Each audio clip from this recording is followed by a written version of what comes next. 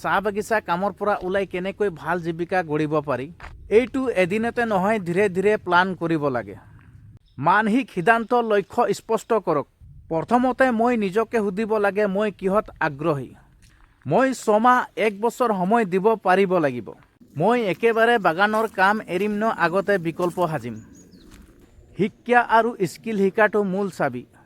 Repairing, electrician, plumber, computer basic typing, data entry, driving, commercial training, motorcycle repairing, tailor, hair cutting, salon এইবিলাকৰ ক্ষেত্ৰত আগবাঢ়িব লাগে। চৰকাৰী আঁচনি ব্যৱহাৰ কৰা চাহ বাগিচাৰ শ্ৰমিকসকলৰ বাবে চৰকাৰৰ বহু আঁচনি আছে। সৰু ব্যৱসায়ৰ লোন, ক্ষুদ্ৰ লোন, আত্মসহায়ক গোট, skill India, T tribe welfare scheme. সৰু সৰু ব্যৱসায় আৰম্ভ কৰি পাৰি মুৰ্গী পালন, কুকুৰা পালন, ছাগলী পালন, চব্জি খেতি, চাহ দোকান, সৰু দোকান এইবিলাক খুলিব পাৰি।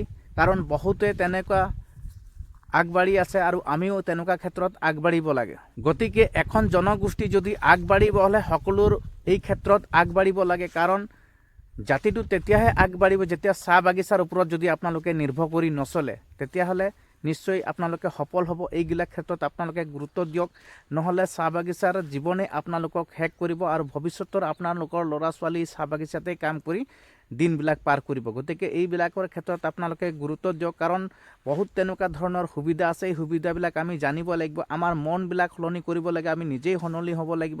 আৰু আমি যদি নিজেই সলনি হ'ব নোৱাৰোঁ তেতিয়াহ'লে কেতিয়াও আমি এই চাহ বাগিচাৰ পৰা আমাৰ মন মগজু ওলাই নাহিব। গতিকে চাহ বাগিচাৰ পৰা এতিয়া ওলাই অহাৰ সময় হৈছে, নহ'লে আমি আৰু পিছ পৰি থাকিম।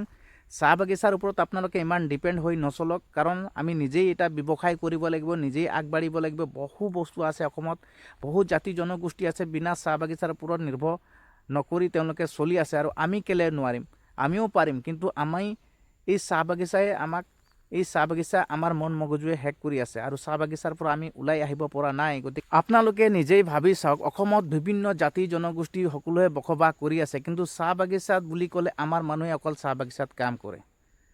কাৰণ আমাৰ মানুহবিলাক চাহ বাগিচাৰ ওপৰতে নিৰ্ভৰ আৰু সেই চাহ বাগিচাৰ পৰা তেওঁলোকে ওলাই আহিব নিবিচাৰে। গতিকে এই চাহ বাগিচাত আমাৰ জীৱন যে ধ্বংস কৰিব এটা সময়ত, সেই সকলো কথাটো আপোনালোকে নিশ্চয় গম পাইছে। গতিকে আপোনালোকে যদি চাহ বাগিচাৰ ওপৰত নিৰ্ভৰ কৰি চলিলে আপোনালোকে জীৱনত কেতিয়াও উন্নতি নহ'ব। আৰু আমাৰ ভৱিষ্যতৰ যি নৱপ্ৰজন্ম আহিব এই চাহ বাগিচাৰ ওপৰত নিৰ্ভৰ কৰিয়ে চলিব লাগিব। গতিকে আমি ইয়াৰ পৰা কেনেদৰে উলিয়াব পাৰোঁ, কেনেদৰে আমাৰ মন মগজুবিলাক আমি ইয়াৰ পৰা ওলাব পাৰোঁ সেইটো আমি চিন্তা কৰিব লাগে। গতিকে চৰকাৰৰ পৰা বিভিন্ন ধৰণৰ আঁচনি আছে, সুবিধাবিলাক আছে।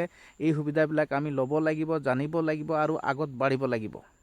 আপোনালোকে যদি ভিডিঅ'টো ভাল পাইছে তেনেহ'লে চেনেলটো ছাবস্ক্ৰাইব কৰিব, লাইক কৰিব আৰু শ্বেয়াৰ কৰিব। ধন্যবাদ।